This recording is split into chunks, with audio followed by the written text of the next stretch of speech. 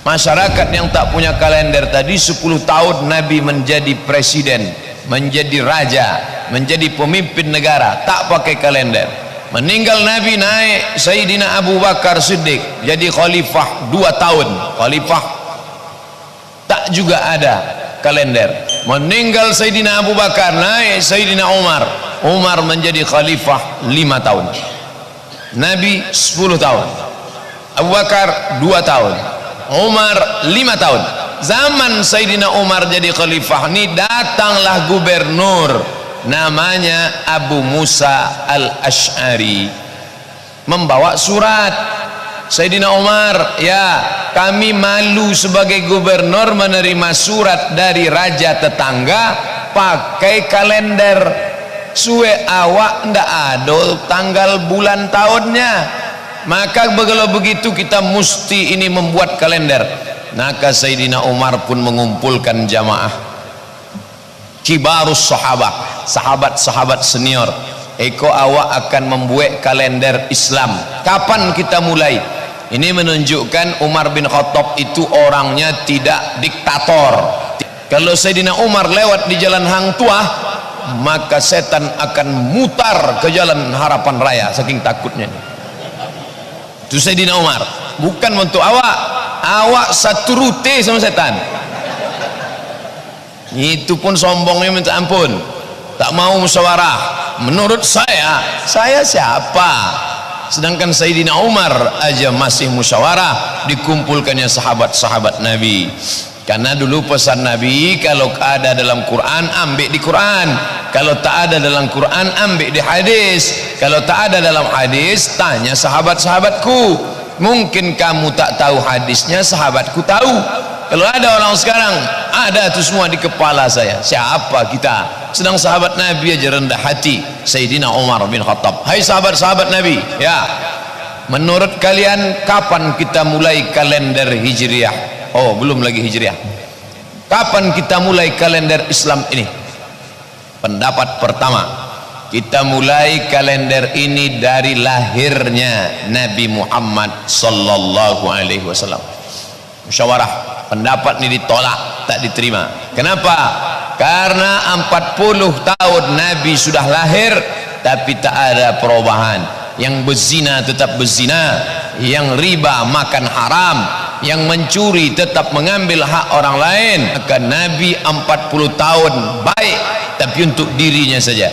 Kalender ini tak cocok dimulai dari lahirnya Nabi karena tidak membawa momen perubahan. Tolak pendapat satu. Ada pendapat lagi? Ada pendapat yang kedua. Kapan kita mulai? Mulai kalender ini ketika turun Iqra. Iqra bismi rabbikal ladzi khalaq. Tolak, tak pakai. Kenapa? Karena Quran sudah turun 13 tahun pun tak ada perubahan. Ini menunjukkan kitab suci kalau tak diamalkan tidak membawa apa-apa. Itu yang di sudut yang paling suka saya tulisan As-Somad. Ada pula nama awak di situ. Nah, maka tak bisa kita mulai kalender Islam ini dari turunnya Al-Quran. Pendapat dua, tak pakai. Oke, ada lagi berpendapat? Ada. Jadi macam sidang paripurna juga dia. Cuman waktu itu tidaklah seperti sekarang. Maka kalau dikatakan siapa yang paling hebat menerapkan demokrasi dalam sejarah dunia? Islam. Islam orang dihormati bukan karena warna kulitnya tapi isi kepalanya. Bilal bin Abi Rabah berkulit hitam, budak hamba sahaya, tapi dipakai Nabi azan, naik ke atas Ka'bah, menara belum ada, mengumandangkan azan. Dipandang engkau karena isi kepalamu, bukan karena casingnya. Nah, maka ada tak lain pendapat? Ada. Apa pendapatnya? Pendapat ketiga, bagaimana kalau kalender Islam ini kita mulai dari meninggalnya Nabi Muhammad? Meninggal Nabi, itu kita buat tahun 1. Tolak. Kenapa? Dan saya paling bersyukur ditolak pendapat yang ketiga ini. Bayangkan Bapak Ibu kalau kalender kita dimulai dari meninggalnya Nabi. selamat menyambut tahun baru, takziah. Asal menyambut tahun baru menangis. Pembawa acara dalam menyambut tahun baru ini, marilah kita mengenang kematian Nabi Muhammad.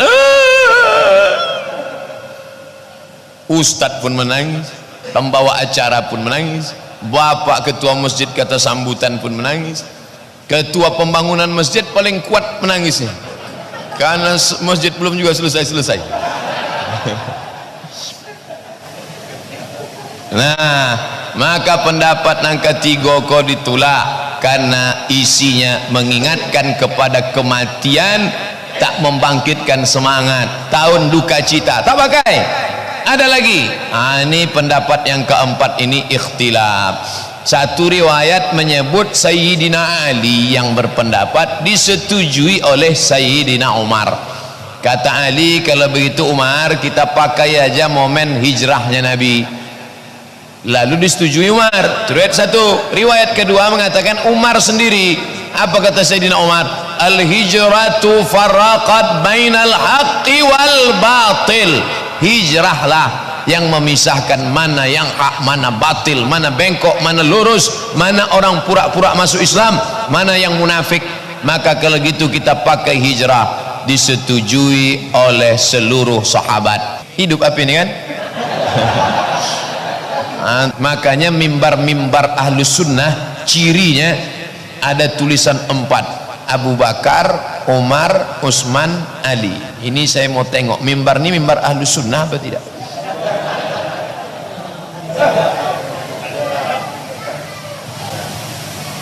Untung ada. Dulu saya bingung kenapa masjid-masjid selalu buat kadang di mimbar, kadang di sudut Abu Bakar, Umar, Utsman, Ali. Karena ternyata ada mengaku Islam tapi tak mengakui Abu Bakar, Umar dan Utsman. Lalu yang hijrah itu siapa? Kata Nabi, kalau kalian mau tahu siapa itu hijrah, wal muhajir, orang yang hijrah adalah man hajara manahallahu an, orang yang meninggalkan yang dilarang Allah. Itulah orang yang hijrah. Oranglah hijrah. Sudah. Hijrah apa? Hijrah tompek. Kamu sudah hijrah? Sudah. Hijrah apa? Hijrah tahun? Bukan. Hijrah adalah meninggalkan. Ibu itu Pak Ustadz dulu kerjanya kalau berjalan cerita anak orang, laki orang, bini orang, anak orang, laki orang, bini orang. Tapi setelah hijrah ini diam aja dia Pak Ustadz. Kenapa diam? Sakit gigi. Sekarang kita cerita bagaimana perjalanan hijrah Sayyidina wa Maulana Muhammad sallallahu alaihi wasallam. Hijrah itu dimulai pada hari Kamis. Kebetulan tahun ini pula 1 Muharramnya hari Kamis. Tapi hijrah bukan 1 Muharram. Nah, ini perlu diluruskan. Nanti kalau ada orang menulis hijrah itu bukan 1 Muharram Pak Ustadz, memang bukan 1 Muharram. Muharram itu dipilih oleh Sayyidina Umar karena orang balik dari haji mengawali hidup pada bulan Muharram. Tapi hijrah bukan 1 Muharram. Setelah dapat momennya momen hijrah, ya kapan kita mulai? Maka pilihlah di bulan Muharram, kata Sayyidina Umar, karena orang sudah balik haji. Ini jamaah sudah balik haji semua, mengawali hidup gas aktivitas baru di bulan Muharram. Tapi perjalanan Nabi Muhammad itu bukan pada bulan Muharram. Sepakat ahli sejarah. Pada hari Kamis berkumpullah seluruh nenek mama, tokoh adat, tokoh masyarakat, kepala-kepala suku, para tokoh-tokoh kafir Quraisy di tempat bernama Darun Nadwah. Darun rumah, Nadwah tempat pertemuan, parlemen Quraisy. Nabi Muhammad punya ayah namanya Abdullah. Abdullah punya ayah namanya Abdul Muttalib. Abdul Muttalib punya ayah namanya Hashim. Hashim punya ayah namanya Abdi Manaf. Abdi Manaf punya ayah namanya Qusay. Qusay inilah yang mendirikan Darun Nadwah. Muhammad punya ayah namanya Abdullah. Abdullah punya ayah namanya Abdul Muttalib. Abdul Muthalib punya ayah namanya Hashim, Hashim punya ayah namanya Abdi Manaf, Abdi Manaf punya ayah namanya Qusay, datuk yang kelima. Qusay inilah yang mendirikan Darun Nadwah. Menyakitkan, apa menyakitkannya? Yang mendirikan Darun Nadwah datuk awak, tapi orang bersidang di Darun Nadwah ingin membunuh awak. Ini yang paling menyakitkan. Berkumpul mereka di Darun Nadwah, apa agendanya? Bagaimana cara membunuh Muhammad sallallahu alaihi wasallam. Hari Kamis pagi mereka tidak berkumpul di waktu malam, tapi berkumpulnya di waktu pagi di Darun Nadwah. Bagaimana cara membunuh Muhammad sallallahu alaihi wasallam? Dia sudah mengganggu stabilitas keamanan selama 13 tahun. Yang dulunya kita aman, adem, ayam, tentram, sekarang kita sudah terganggu. Maka dia ini mesti kita habisi. Ialah berkumpullah mereka. Pendapat pertama, musyawarah lagi kafir Quraisy. Pendapat pertama, menurut kafir Quraisy bahwa ini Muhammad ini harus kita buang ke tempat yang jauh, karena kalau dibiarkan dia di Makkah ini, nanti orang Makkah ini akan terpengaruh, terkontaminasi dengan akal dia. Pendapat pertama, bagaimana kalau kita buang dia ke tempat yang jauh? Yalah kalau begitu. Tapi orang kafir Quraisy yang bersidang waktu itu, nama pimpinan sidangnya Umar bin Hisham.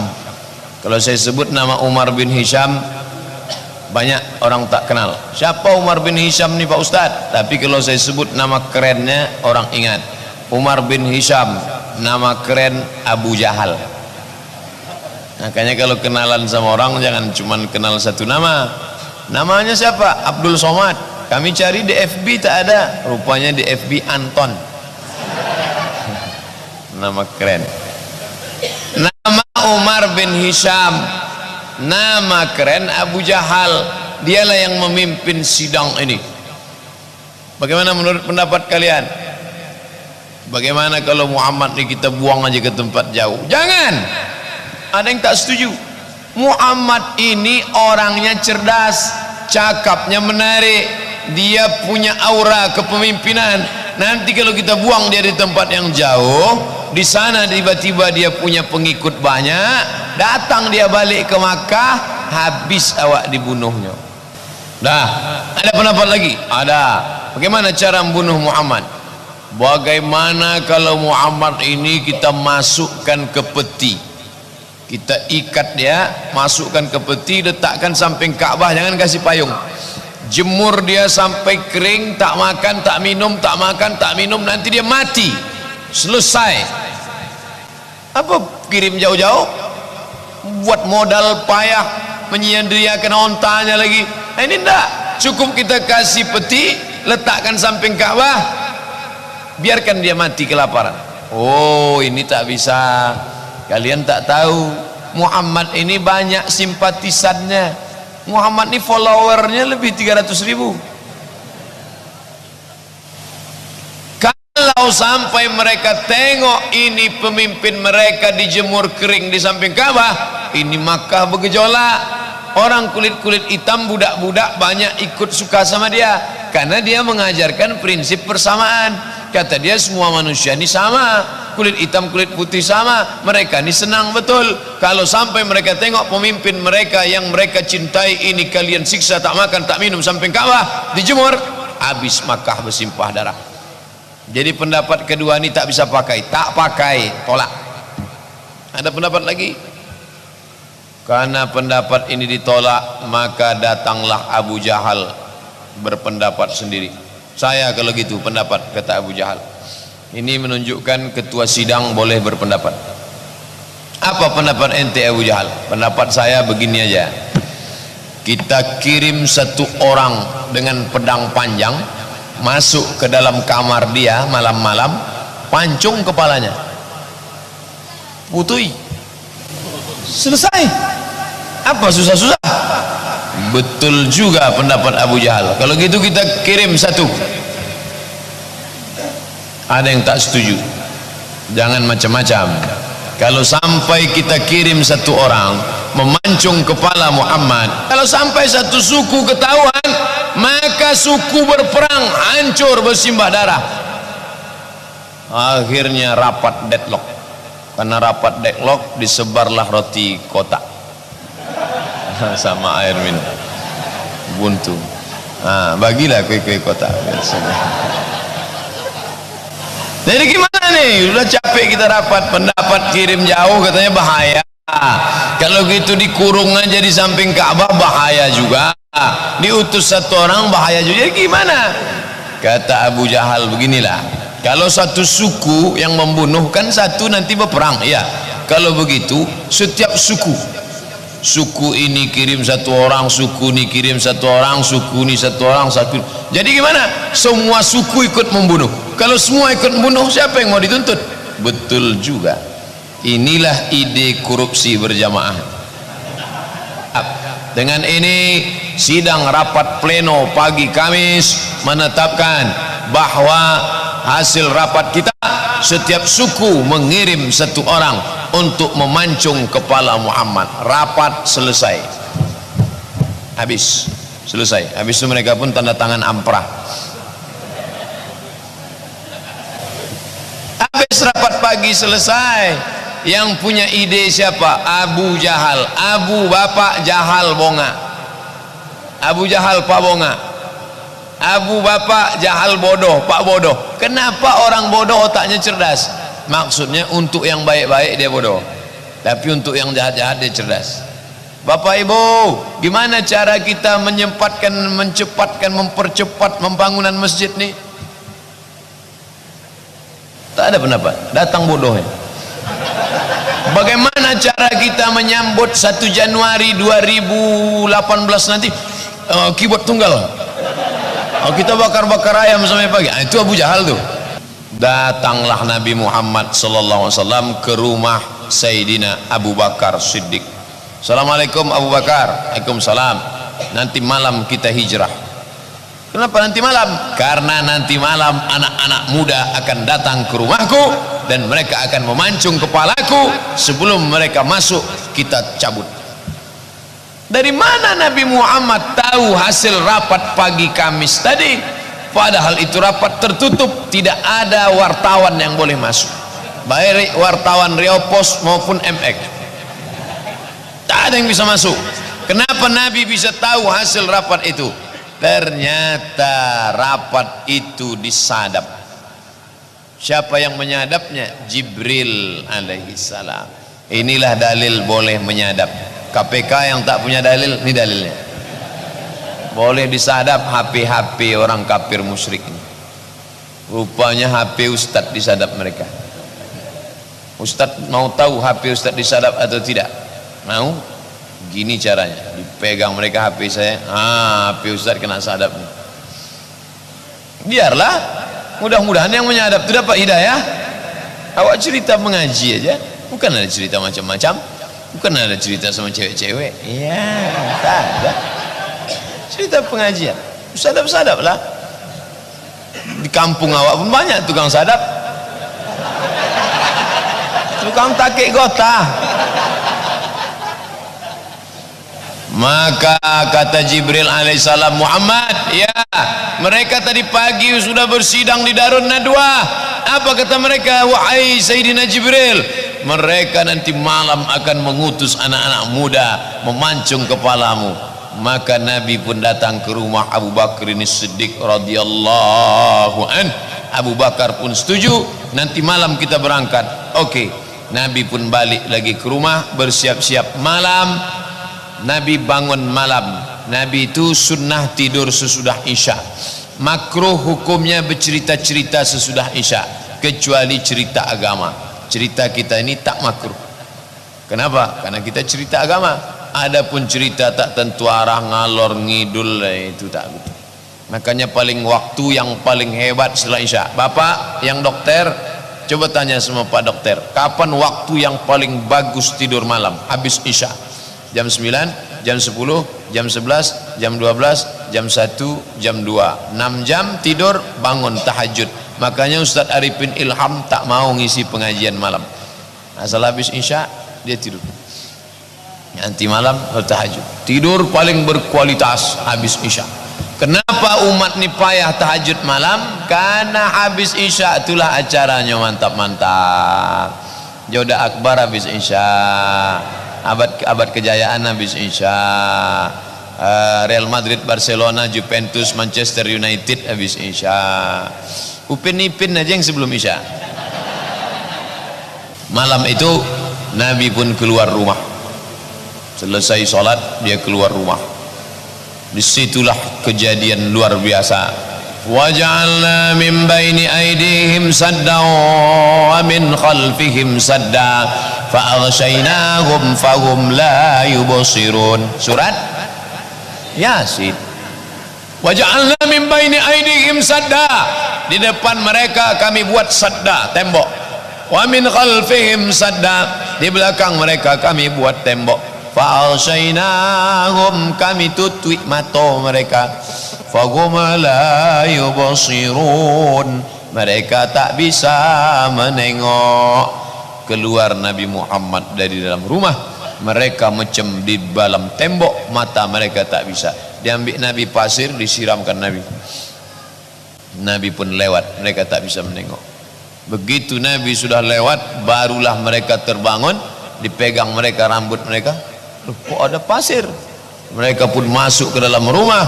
Mereka sudah mau menebaskan pedang. Kata salah seorang dari mereka, buka dulu, tengok dulu, pastikan dulu siapa di balik ini. Begitu dibuka, Sayyidina Ali. Mereka tanya, Ali, iya, kenapa bisa kau tidur di sini? Muhammad nyuruh aku tidur di sini. Mana dia? Mana aku tahu, kata Ali. Carilah sendiri. Waja'alna min baini aydihim saddan wa min khalfihim saddan fa'aghshaynahum fahum la yubsirun. Sok kalau ada razia bacakan kau ya. Macam mana dulu mereka tak bisa menengok Muhammad waktu hijrah, begitulah pak-pak polisi itu tak bisa menengok Waang nanti kata datuk pesan ke cucu. Kau dibawalah, kebetulan SIM mati pula kan. Waja'alna min baini aydihim saddan wa min khalfihim saddan fa'aghshaynahum. Berbunyi semprit polisi. Kenapa tak mempan? Polisi pun baca Yasin juga. Waja'alna min baini aydihim saddan wa min khalfihim saddan fa'aghshaynahum fahum la yubsirun. Waktu dibaca ayat itu menitik air mata awak. Dek apa? Mengenang hijrahnya Nabi Muhammad sallallahu alaihi wasallam. Kami tak pernah ingat ayat itu Pak Ustaz. Mana ingat? Bacanya cepat. 120 km per detik. Valentino Rossi. Allah turja'un, Allah fayakun, Allah. Bacalah pelan-pelan. Waja'alna min baini aydihim sadda wa min khalfihim sadda fa'aghshaynahum fahum la yubsirun. Titik air mata awak.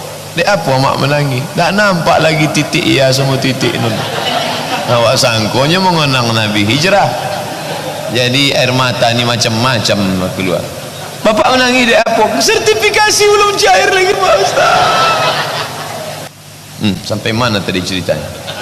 Sampai ke rumah Sayyidina Abu Bakar. Abu Bakar, kita berangkat. Ya, naiklah Abu Bakar bersama Nabi Muhammad sallallahu alaihi wasallam ke atas jabal, namanya Jabal Thur. Yang naiknya potang ke atas yang ada gua Hira, Jabal Nur. Jabal Thur tak bisa awak naik, bukit terjal tajam, tak ada jalan naik ke atas. Hamba beberapa kali bawa jamaah, bapak ibu sekalian, itu adalah Jabal Thur. Sampai Nabi sama Sayyidina Abu Bakar naik ke atas bersembunyi. Naik mereka ke atas tidak pakai senter, tidak pakai obor, karena kalau dihidupkan obor nampak Abu Jahal, Abu Lahab dari bawah. Itu dia, tangkap. Dalam keadaan gelap. Sedangkan zaman sekarang terang benderang pun tak sanggup awak naik. Malam tu naiklah dua orang hamba Allah ni ke atas, naik sampai ke atas sudah nampak ini guanya, nama gua Jabal Thur, ada gua di dalam. Lalu kata Abu Bakar, jangan kau masuk ya Rasulullah, biar aku masuk dulu. biar ku periksa dulu, ku cek dulu. Masuk Sayyidina Abu Bakar ke dalam gua, diperiksanya tak ada apa-apa, silakan masuk ya Rasulullah. Kenapa Abu Bakar dulu masuk? Dia mau nyawa ini terpelihara. Kalau engkau yang mati ya Rasulullah, semesta alam berduka. Orang Pekanbaru, seandainya Nabi Muhammad dulu mati malam itu, orang Pekanbaru ini masih menyembah pokok kayu, batu, hantu. Nabi Muhammad malam itu dijaga Sayyidina Abu Bakar. Biarlah aku yang masuk dulu ke dalam. Andai ada singa tidur malam itu, mati Abu Bakar, diterkam singa. Andai ada ular anaconda, ular sawah besar, mati Abu Bakar. Biarlah aku mati ya Rasulullah. Fidaka, aku yang menjadi penebus nyawamu ya Rasulullah. Begitu cintanya dia. Maka jangan kita cemburu. Tidurlah Nabi di paha Abu Bakar. Saya dekat dengan Ustadz jurnalis, tapi belum pernah saya tidur di paha dia. Untuk tidur di pahanya takut saya cemburu pula istrinya. Masih ada segan, masih ada sungkan. Nabi dengan Abu Bakar tak lagi ada rasa sungkan, tak berjarak lagi persahabatan. Tidur dia di paha Abu Bakar. Tak lama tertidur karena capek naik ke atas tengah malam. Tiba-tiba terjaga Nabi SAW. Kenapa terjaga? Menetes air dari atas, pas jatuh ke pipi dia. Air embun tak mungkin, air hujan tak mungkin. Dalam gua batu mana berembun batu? Air apa ini Abu Bakar? Air mataku ya Rasulullah. Kenapa kau menangis Abu Bakar? Kakiku disengat binatang berbisa ya Rasulullah. Aku tak menahankan, tak bisa kutahan lagi. Kakiku bisa kutahan, tak bergerak, tetap lurus walaupun menggeletar, tapi air mata ini tak bisa kutahan. Bapak ibu yang pernah digigit lipan, yang pernah disengat kalajengking, yang pernah digigit ular, tahu macam mana rasanya sakit. Begitu tengok prosesnya saudaraku. Hijrah ini mengajarkan kita bagaimana berproses. Nabi tak langsung pergi, transit dulu. Selama transit itu berapa lama? 3 hari 3 malam. Yang mengantarkan makanannya siapa? Asma. Yang membawa makanan ke Ateh itu perempuan, namanya Asma. Yang membawa berita, ini berita bahwa Nabi sudah hilang, tentu hiruk pikuk di Makkah. Ini berita mesti update ke atas. Siapa yang bawa berita? Namanya Abdullah, anak Abu Bakar Siddiq. Malam dia tidur di atas, siang dia ke bawah mendengar berita, dengar berita, naik ke atas. Ingkar yang menjadi pengganti stuntman tempat tidur Nabi, Sayyidina Ali. Ada pula satu di bawah pura-pura mengembala kambing. Mana tahu nanti musuh kasih kode, Amir bin Fuhairah namanya. Ada pula penunjuk jalan, guide. Nanti dari kota Makkah kita jalan khusus, bukan jalur biasa. Siapa penunjuk jalan? Abdullah bin Uraiqid. 6 pengawal Nabi. Inilah job description, pembagian kerja. Jadi, tapi dia berperan. Kelingking tidak lebih kecil jasanya daripada ibu jari.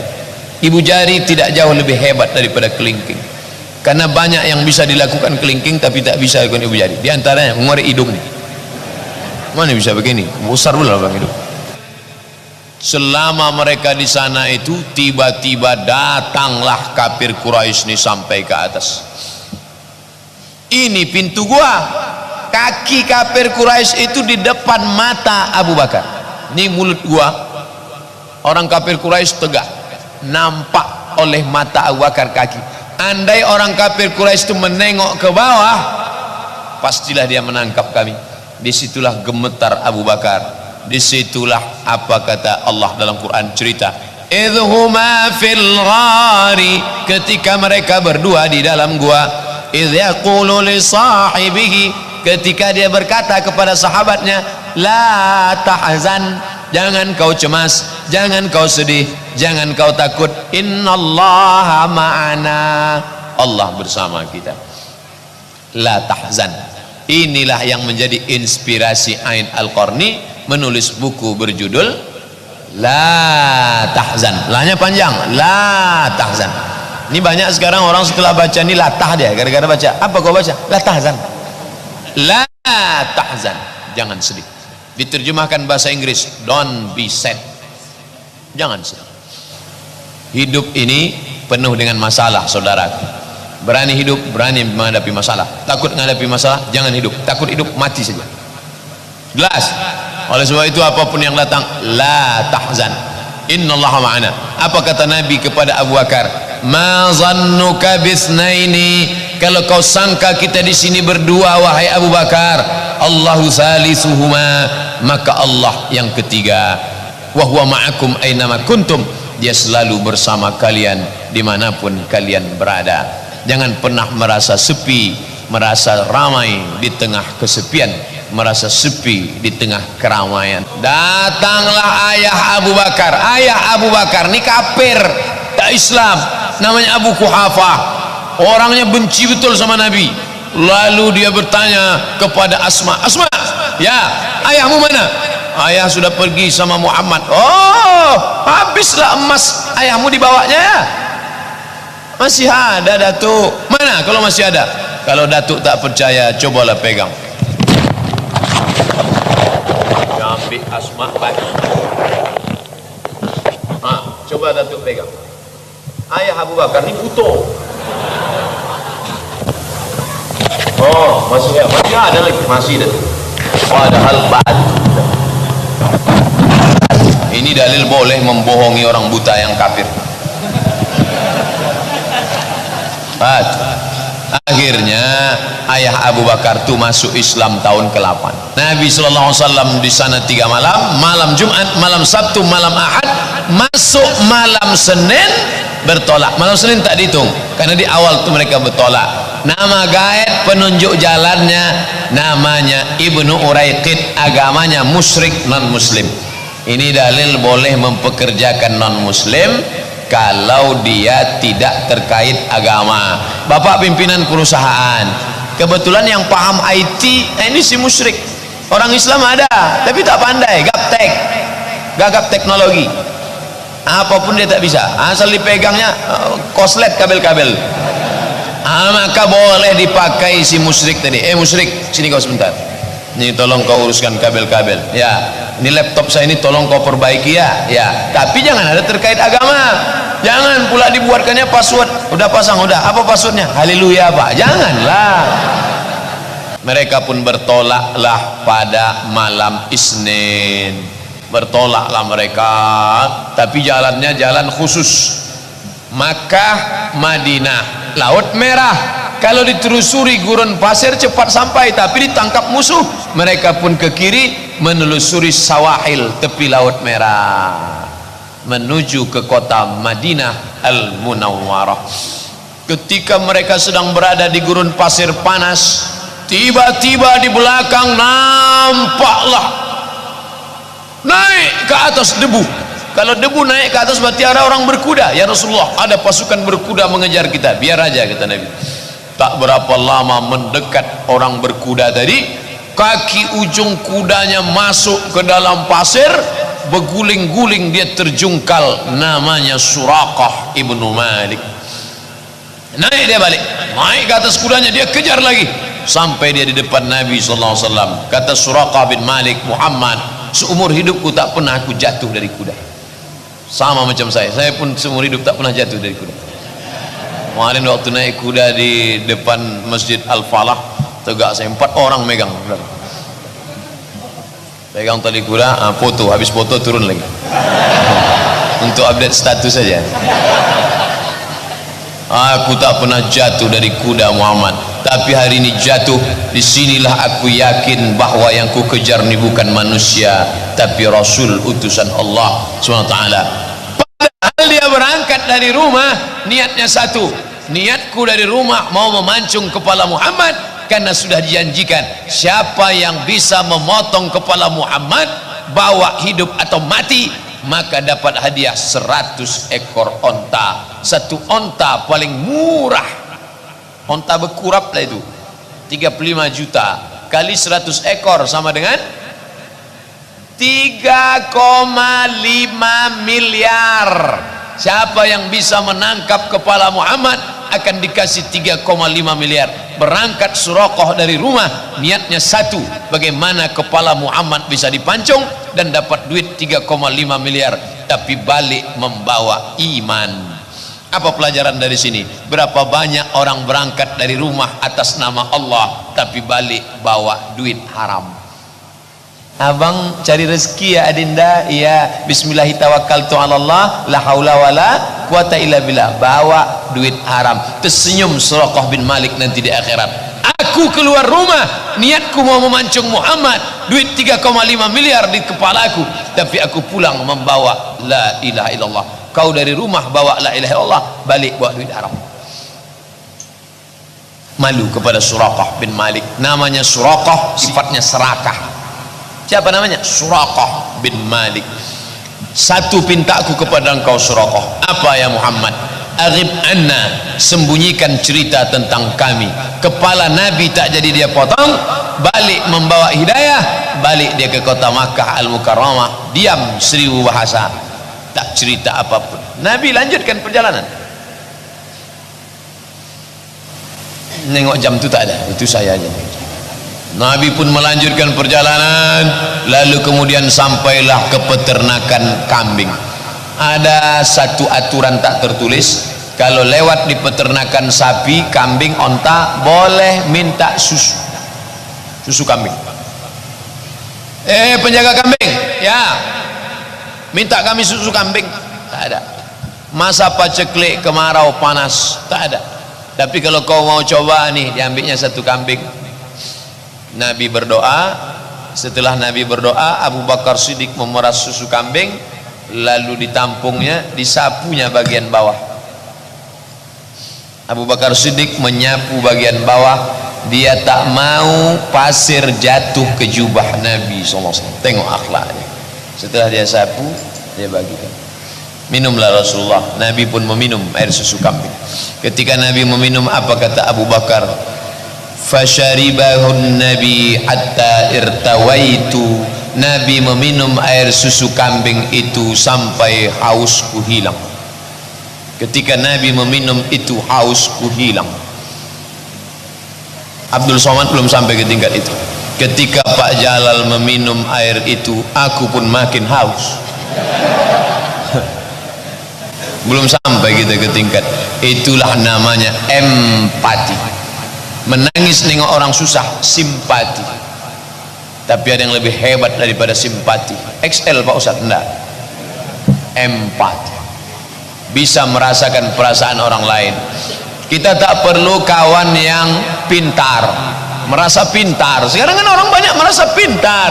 Yang kita perlukan itu adalah kawan yang pintar merasa perasaan kita. Saya kalau sudah berkawan sama kawan yang merasa pintar, tak lama saya berkawan. Kejap aja, habis itu hadza firaqu baini wa bainik, say goodbye. Tapi kalau sudah kita berkawan sama orang yang pintar merasa, jam 12 diajaknya singgah ke rumah makan, itu kan pintar dia merasa. Sampai mereka melanjutkan perjalanan di suatu kampung malam. Malam itu kami sholat isya, makmumnya 70 orang, kata Abu Bakar. Ini aneh. Belum pernah mereka kampung itu mereka masuki, kenapa bisa ada makmum 70 orang? Ini menunjukkan bahwa dakwah tetap ada walaupun nyawa di ujung tanduk. Sempatkan berdakwah. Rupanya mereka waktu dikejar-kejar musuh, didakwahinya kepala suku, masuk Islam, langsung sholat isya. Loh, belajar baca Fatihahnya kapan? Orang Arab itu cepat hafalannya, langsung.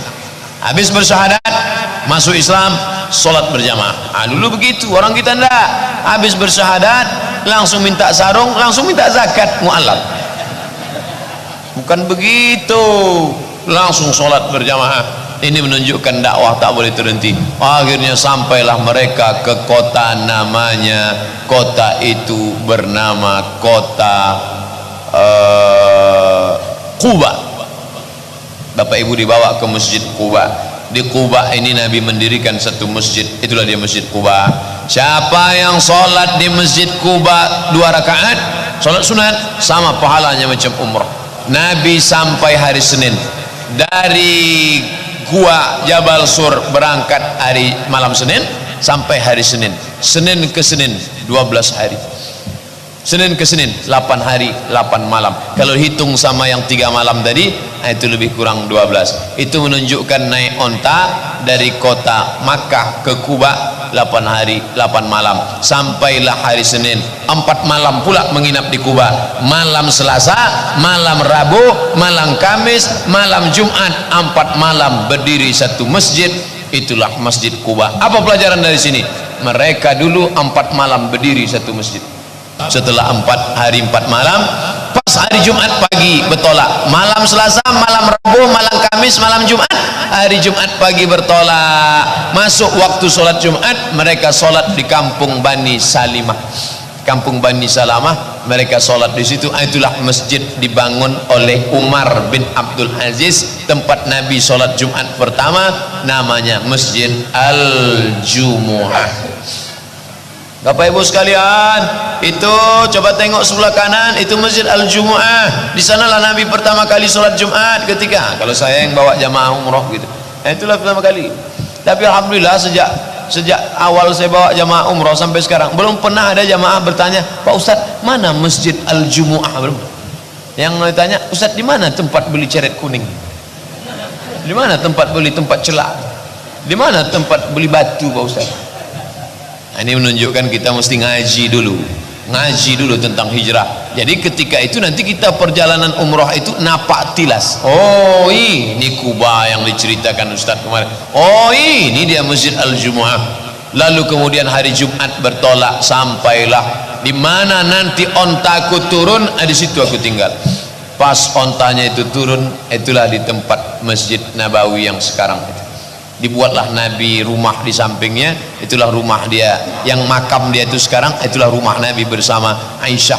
Rumah Fatimah di belakang bersama Sayyidina Ali. Lalu kemudian mimbar Nabi. Jarak dari mimbar Nabi ke rumah Nabi 22 meter. Mimbar 22 meter, ke belakang 15 meter.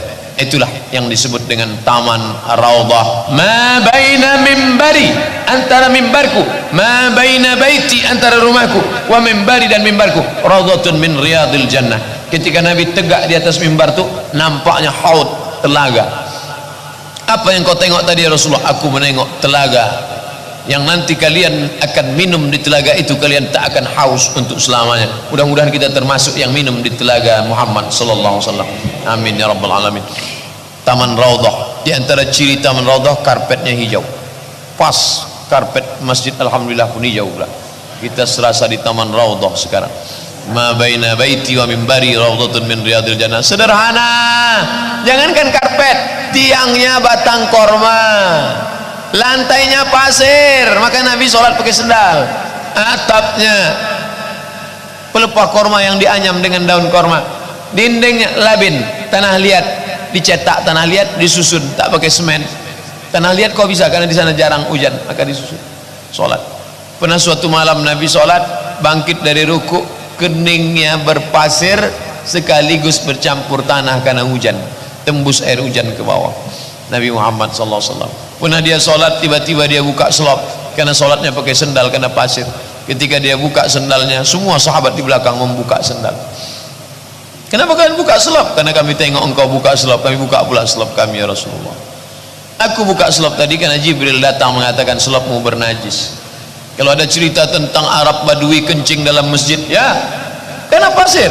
Datang orang Arab Badui kencing dia, sahabat sudah mencabut pedangku, pancung kepalanya Rasulullah. Jangan, da'hu wa sya'nahu, biarkan dia selesaikan urusannya. Setelah selesai diambil air, disiramkan ke bekas kencing itu. Karena kalau di pasir disiramkan, kencingnya turun ke bawah, air suci tinggal di atas. Ini dalil-dalil menunjukkan bagaimana masjid Nabi sederhana, tapi di sanalah dia mendidik sahabat. Muhajirin, Ansar, Quraisy, non Quraisy, Arab, non Arab, kalau sudah masuk masjid jangan bawa-bawa golongan lagi. Setelah masuk masjid jangan bawa-bawa suku lagi. Bapak Ibu pernah tak masuk ke masjid? Masjid Minangkabau yang Jawa dilarang masuk, pernah? Tak ada. Kalau sudah masuk masjid walaupun masjid itu didirikan oleh orang-orang perantau, orang apa namanya, tapi kalau sudah masuk ke dalam silakan sama, semua bacaannya sama. Bismillahirrahmanirrahim, alhamdulillahi rabbil alamin, arrahmanirrahim, maliki yaumiddin. Pembangunan yang pertama dilakukan Masjid Nabawi, tanahnya tanah wakaf Nabi, ada orang mau berwakaf dibayar Nabi, dan sampai sekarang mengalir pahalanya kepada mereka yang berwakaf. Direnovasi oleh Sayyidina Utsman bin Affan, lalu sebagiannya komplain, kalau kau perbaiki berarti bangunan-bangunan yang lama ini nanti tak terpakai lah wahai Utsman. Aku pernah mendengar Nabi bersabda, man bana masjidan, siapa yang bangun masjid, banallahu mithlahu baitan fil jannah, dibangunkan Allah untuk dia satu istana